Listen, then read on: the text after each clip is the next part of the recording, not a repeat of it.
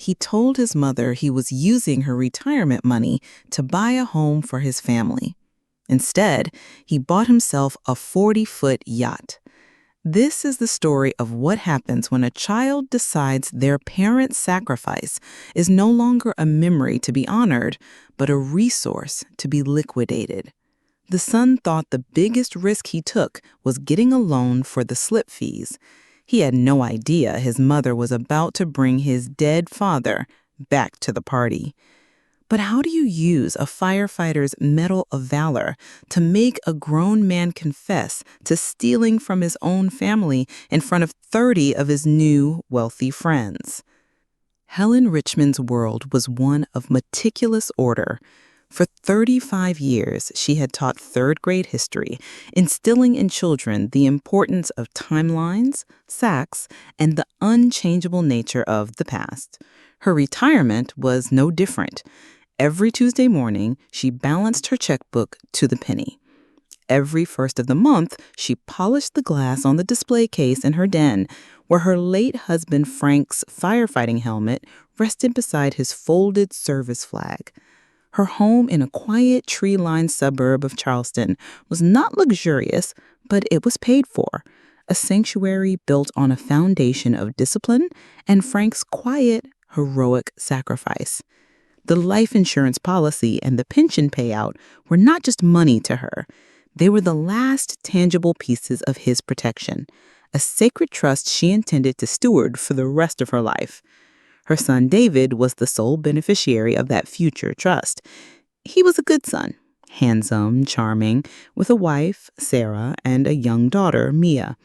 He had his father's smile, but not his patience for the long game. David worked in sales, a world of shifting targets and charming persuasions, and Helen could see the strain of it on him. "Mom, we found a place," he'd said 3 months ago, spreading a real estate listing on her kitchen table. "It's perfect. Safe neighborhood, a backyard for Mia, great schools. It's everything you and Dad always talked about for us." The house was modest, a brick ranch similar to her own. The asking price was fair, but the down payment, he admitted, was just out of reach. Helen hadn't hesitated. This was the purpose of Frank's legacy, to provide the safety and stability for the next generation that he no longer could. She walked with David to the bank the next day and authorized a wire transfer of her entire retirement fund into a joint account it established for the purpose. "It's for Mia's future," she told him, her hand over his. "It's to give her the kind of safe home your father always wanted for you." David had tears in his eyes as he promised to pay back every cent, a promise Helen waved away as unnecessary. The first crack in her well-ordered world was almost invisible. A phone call 2 weeks later. "The clothing got delayed," David said, his voice a little too breezy. "Some issue with the inspection. The seller's handling it. Just paperwork." Helen, a woman who understood the procedural certainty of real estate transactions, felt a flicker of confusion. Inspection issues were typically the buyer's concern to resolve, not the seller's. She made a note in the small household ledger she kept on her desk. Closing delayed, inspection. It was a small anomaly, easily dismissed. A week later, David stopped by for Sunday dinner wearing a new watch, a gleaming silver chronograph that looked expensive. "New client gave it to me," he explained when he caught her looking. "A thank you for closing a big deal." Helen noted that he didn't make eye contact when he said that, instead focusing intently on carving the roast chicken. Another small crack. She tried to get details on the new house, asking about school districts and property taxes, but David was always vague. "Sarah's handling the details, Mom. She's the expert on that stuff." But when Helen called Sarah to offer help with paint colors, her daughter-in-law seemed equally evasive. "Oh, we haven't even thought about that yet, Helen. David's taken the lead on the final negotiations." The foundation of her trust truly began to tremble when she checked the balance of their joint emergency account, a small fund they kept for unexpected repairs. She saw an ATM withdrawal from the previous Saturday, $1,000. The location wasn't near their suburb or the neighborhood with the new house. It was from an ATM located at the Charleston Marina. Helen felt a chill despite the warmth of the kitchen. Why would he be there? And why would he need $1,000 in cash? She called him, her question carefully casual. "David, honey, I noticed a withdrawal from the emergency account. Is everything all right with the house?" A pause on the other end, just a beat too long. "Oh, that. Right, the seller needed a good faith deposit in cash for some of the fixtures they're leaving behind. Old school guy, you know.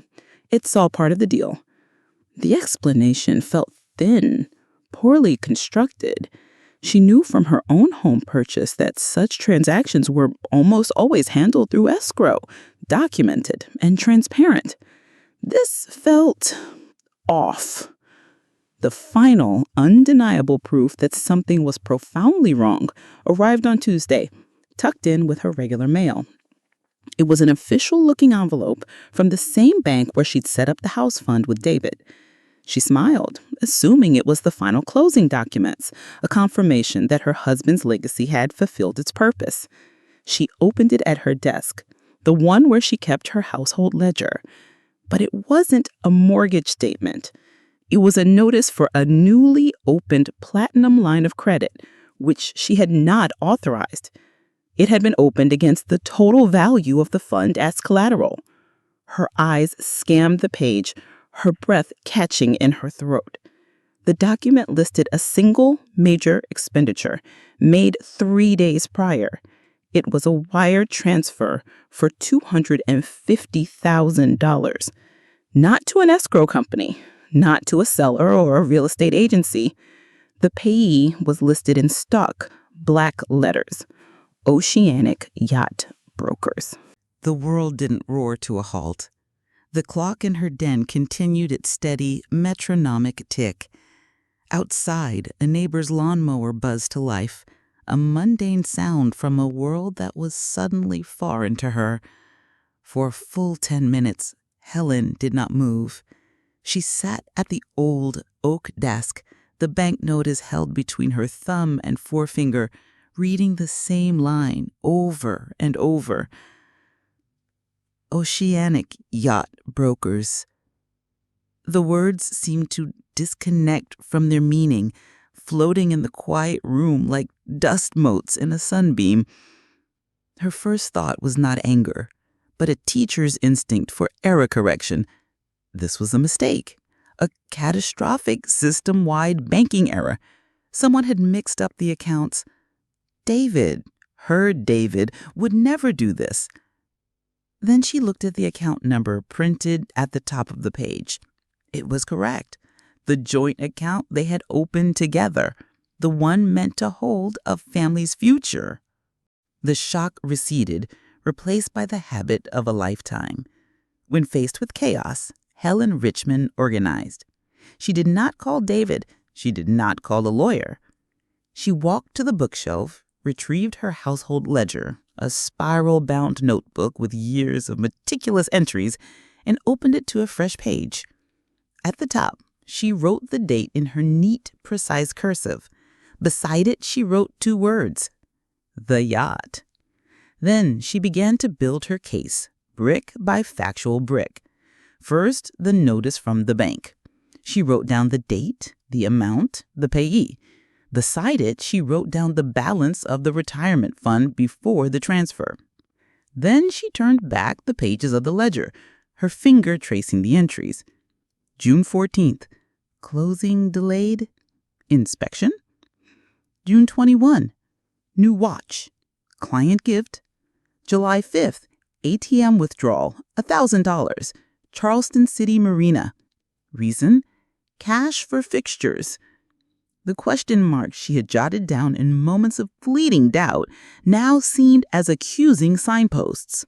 She turned on the old desktop computer in the corner of the den, the slight whir of its fan the only sound in the room. Her fingers, accustomed to grading papers and not navigating the web, moved slowly over the keyboard.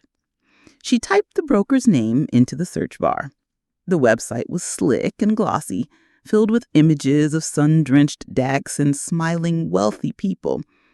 Under their inventory tab, she found what she was looking for: a 40-foot Sea Ray, listed with a price that made her stomach clench. It was nearly the exact amount of the wire transfer. The website boasted of a recent sale to a prominent local businessman. Helen clicked on the company's social media page. It was mostly corporate announcements, but in their tagged photos, she found it. An image posted by a local marine insurance agency just 2 days ago. It was a picture of David and Sarah standing on the deck of a gleaming white yacht.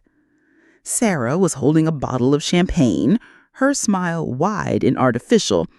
David had his arm around her, but his eyes, Helen noticed, weren't looking at the camera. They were looking at the boat with an expression of pure possessive pride. The caption read, "Congratulations to David Richmond on his new vessel, the Inheritance. Wishing you fair winds and following seas." The Inheritance was a physical blow, a calculated cruelty that took her breath away. They hadn't even bothered to be subtle. It was a declaration. She felt a wave of nausea. She spent the next hour online, a grim education in the public lives of her own family. Sarah's social media was private, but her friends were not. She scrolled through a sea of photos from brunch dates, charity galas, and resort vacations. Then she found another picture posted a month prior by one of Sarah's friends. It was a group shot at a waterfront restaurant near the Marina. The geotag was clear, and so was the date. It was the same day David had told her he was at a sales conference in Colombia. Her next call was to the bank. After 20 minutes on hold, navigating an automated system designed to discourage human contact, she finally reached a customer service agent. She explained, in a calm and steady voice, that a line of credit had been opened against her joint account without her authorization. The agent, a young man with a weary voice, was predictably unhelpful. "Ma'am, I see both your signature and your son's on the digital application." "I did not sign that application. It would have been a forgery." "Well, according to our system, it was submitted from an IP address registered to your home Wi-Fi network." Helen froze. He must have done it while she was out grocery shopping, using the computer in the den. "She needs you to freeze that line of credit immediately." "I can't do that, Miss Helen. Without your son's consent, ma'am. It's a joint account." "It was opened fraudulently." "You would need to file the police report and present us with the case number to start that process." He recited, the practiced detachment of his voice, a wall of corporate indifference. She was defeated. But before hanging up, she asked one final question. "Can you tell me the date the application was submitted?" He sighed. "One moment. It was processed on June 10th. Helen looked at her ledger. June 10th. The day David had said he needed to take her car for an emergency oil change and was gone for 3 hours. When she hung up the phone, the case was complete. The scattered pieces of doubt and discovery now formed a single, coherent, and heartbreaking picture. The lies, the evasions, the new watch, the cash withdrawals, they weren't isolated incidents. They were part of a deliberate, sustained campaign of deception.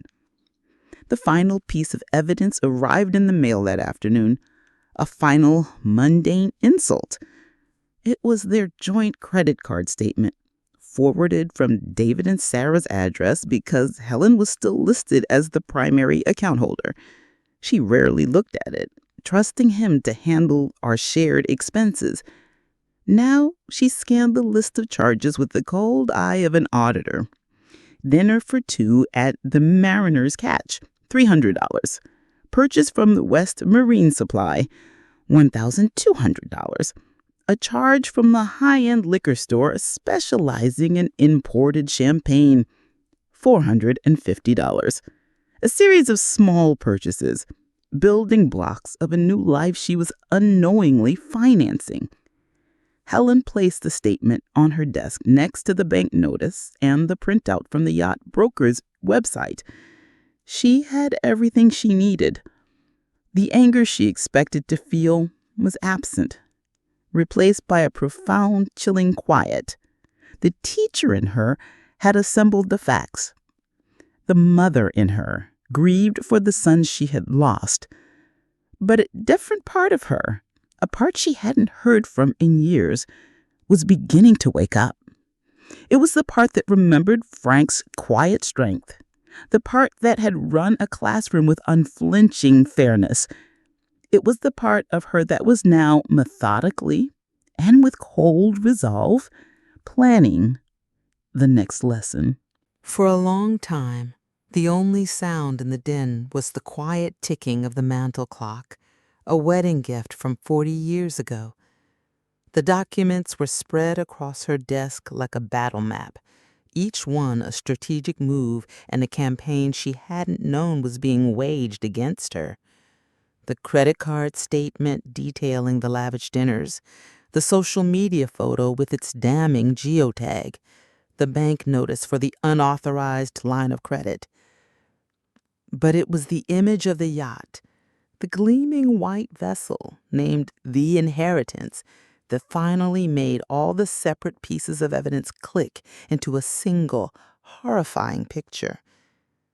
This wasn't just a story of reckless spending or a series of escalating lies. The name was a statement of intent. Her son and his wife had not just spent her money, they had claimed it. They had looked at the sacred fund, the result of a lifetime of work and a hero's sacrifice, and rebranded it as their own premature inheritance. The truth was not just that they had betrayed her trust, but that they had, in their own minds, already written her out of her own life story. The neat, orderly world Helen had so carefully maintained for 70 years shattered. But it did so in silence. There was no cry of anguish, no slamming of doors. Instead, she stood up from her desk with the slow, deliberate movements of someone navigating a world that had suddenly become fragile and untrustworthy. She walked down the hall to the small room at the back of the house, the one she still called Frank's study.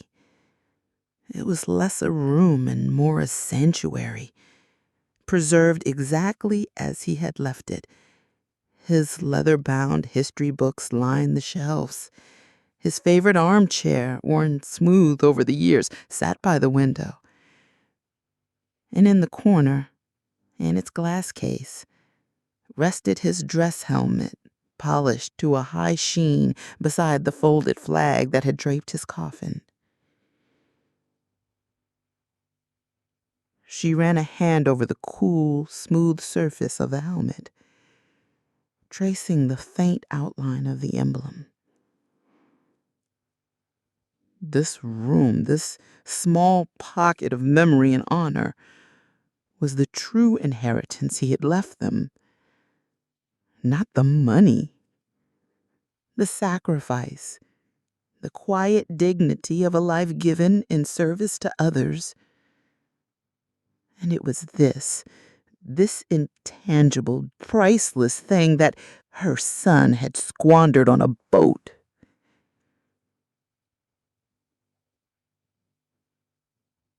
She sank into Frank's armchair, the leather sighing under her weight. Outside, the world went on. A car drove past. Children laughed in a neighboring yard. But inside Frank's study, time had stopped. She did not cry. She simply sat, staring at the empty space in front of her as the weight of the violation settled deep into her bones. The son she had raised, the child of the hero in the photograph on the desk, had become a stranger. She felt a profound and desolate loneliness, the kind that comes not from being alone, but from realizing you have been alone for a long time without knowing it.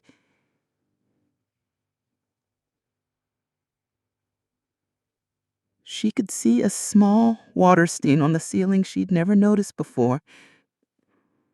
It looked like a map of somewhere one doesn't want to go. What country are you in? Hours passed. The sun shifted, casting long shadows across the floor. When Helen finally stirred, something inside her had shifted. The initial shock had receded. The deep, wounding grief was still there, but it was now overlaid with something else. A quiet, cold resolve. The teacher who had demanded accountability from generations of third graders, the wife who had guarded her husband's memory with fierce devotion, the mother who had just had her heart broken, these parts of her converged into a single point of focus. She rose from her desk, walked back to her desk, and picked up the phone. Her first call was not to a lawyer, but to a travel agent. Her second was to the local historical society, inquiring about archival photographs of the city's firefighters.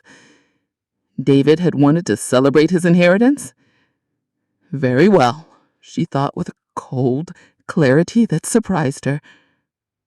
I would give him a celebration he will never forget. The Charleston City Marina was a world of gleaming white fiberglass and the quiet clang of halyards against aluminum masts. Helen arrived alone, dressed in a simple navy blue linen dress, a stark contrast to the designer resort wear of the other guests. She navigated the crowded dock with a calm purpose, her handbag clutched in one hand.